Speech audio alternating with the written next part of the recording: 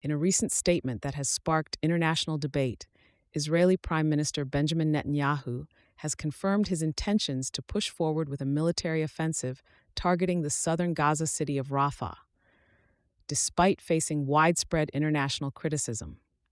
Netanyahu made his position clear after convening with German Chancellor Olaf Scholz, assuring that his promise to eliminate the remaining terrorist battalions in Rafah would not compromise the safety of civilians, allowing them an opportunity to evacuate the area.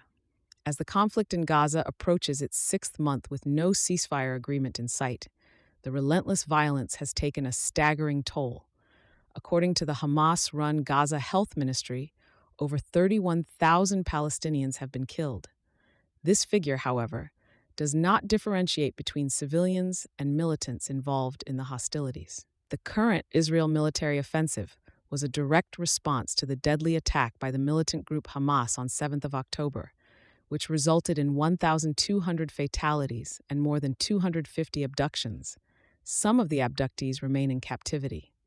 The continuous unrest has forced a significant portion of Gaza's population of 2.3 million from their homes, with an estimated 1 million individuals seeking refuge in Rafah.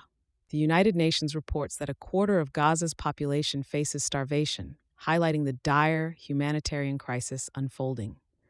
Despite efforts by aid organizations to distribute food, Israeli restrictions and security concerns severely hamper the delivery of crucial supplies.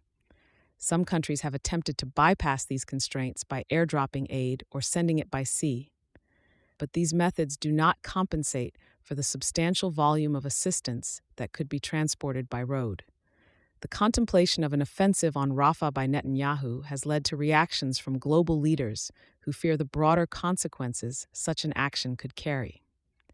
Egyptian President Abdel Fattah el-Sisi has warned of grave repercussions on the whole region, and Chancellor Scholz has publicly pondered whether the pursuit of such a military goal can justify the dire humanitarian costs involved, suggesting the need for alternative strategies. The ongoing situation has even strained relations with Israel's close ally, the United States. U.S. Senate Majority Leader Chuck Schumer, a notable supporter of Israel, has expressed his discontent with Netanyahu's leadership, recommending a new election and stating that the Prime Minister has lost his way.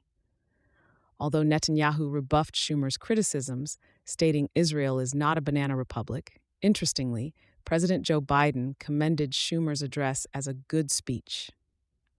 In defense of the planned offensive, Netanyahu emphasized the necessity of eradicating Hamas, labeling the group a direct threat to peace and a terrorist organization committed to Israel's destruction. He maintains that any vision of a peaceful future for Gaza and Israel cannot materialize with Hamas left intact.